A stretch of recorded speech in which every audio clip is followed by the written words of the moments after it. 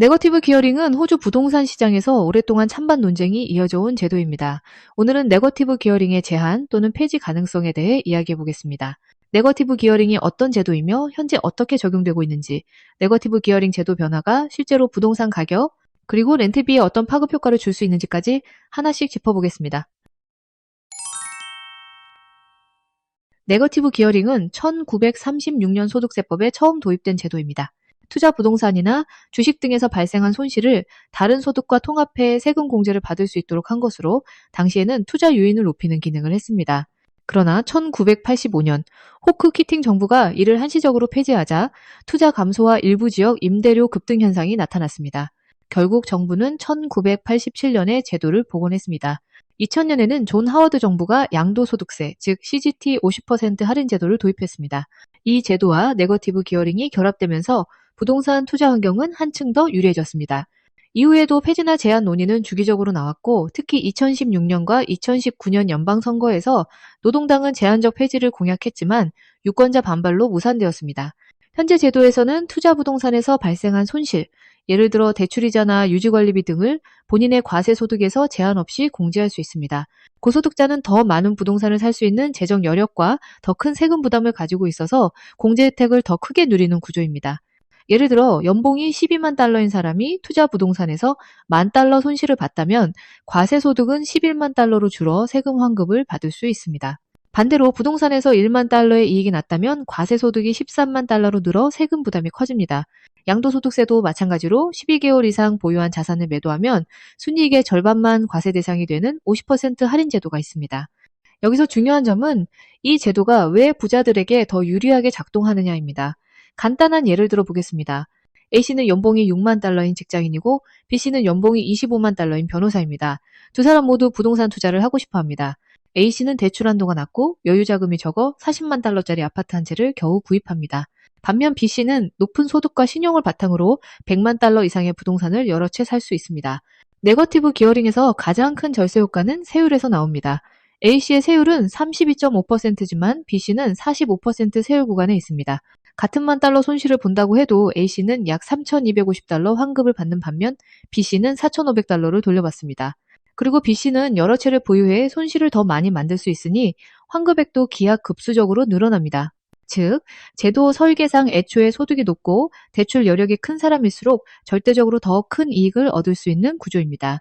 최근 호주 노동조합형의회 ACTU가 새로운 제안을 내놨습니다. 이 네거티브 기어링 혜택을 첫 번째 투자 부동산까지만 적용하고 이후 매입하는 부동산에는 적용하지 않는 방식입니다. 그리고 5년의 유예 기간을 두어 투자자들이 포트폴리오를 조정할 시간을 주겠다는 것입니다. 최신 ATO 통계에 따르면 약 220만 명이 최소 한 채 이상의 투자 부동산을 보유하고 있고 이 중 110만 명이 네거티브 기어링 상태입니다. 이 가운데 70%는 한 채, 30%는 두 채 이상을 보유하고 있습니다. 이번 제한이 시행되면 약 30만 명, 전체 투자자의 13% 정도만 직접적인 영향을 받게 됩니다.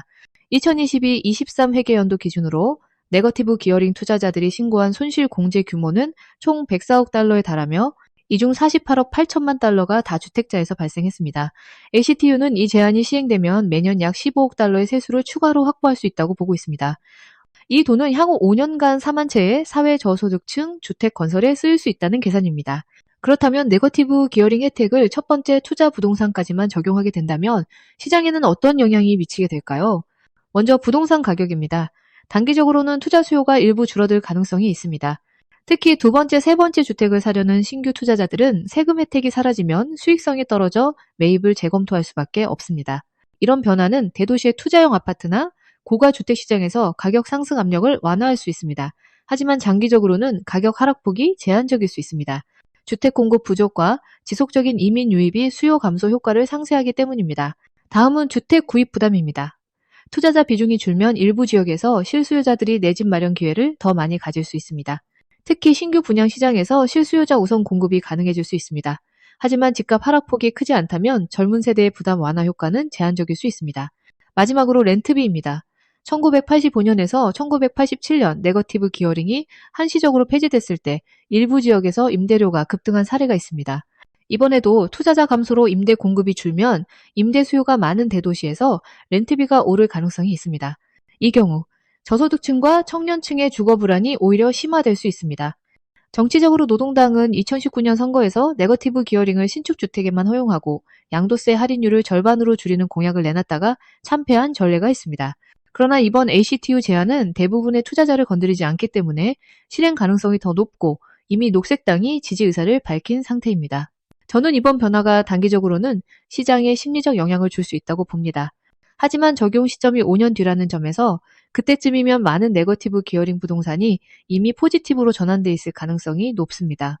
영향은 주로 최근 몇 년 사이에 매입한 부동산이나 수익률이 낮은 대도시 중심의 주택에 집중될 것입니다. 정책 효과를 높이려면 이렇게 확보되는 세수를 주택 공급 확대나 인프라 투자, 일자리 창출에 활용해야 합니다. 하지만 현재처럼 이민 유입이 과도하게 주택 수요를 자극하는 구조에서는 가격 안정 효과가 제한될 수밖에 없습니다. 결론적으로 네거티브 기어링 제한은 주택가격 부담 완화에 일정 부분 기여할 수 있지만 그 자체로 문제를 완전히 해결하기는 어렵습니다. 주택 공급 확대, 세제 개편, 그리고 시장 구조 개혁이 동시에 이루어져야 진정한 변화가 가능하다고 생각합니다. 이 영상이 도움이 되셨다면 구독과 좋아요 부탁드립니다. 감사합니다.